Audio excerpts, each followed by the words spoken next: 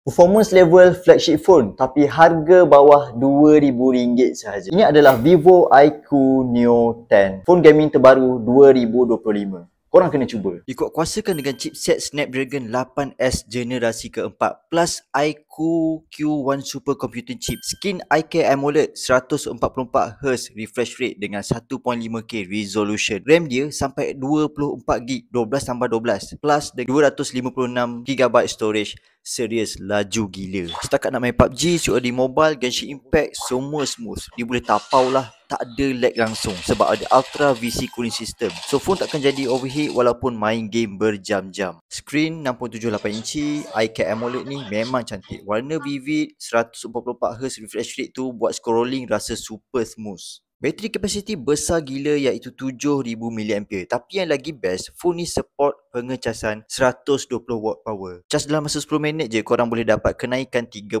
bateri. Memang laju. Kamera belakang support 50MP ni memang okey sangat untuk siang hari, night mode. Biasa-biasa je sebab tak fokus sangat untuk kamera. Tapi gambar dia memang cantik. Chat dengan Full HD, 4K 60 frame per second, dia memang support. So, kalau korang nak cari phone gaming yang padu tapi tak nak spend banyak duit, Vivo iQ Neo 10 ni adalah pilihan yang paling tepat. Link dekat bawah.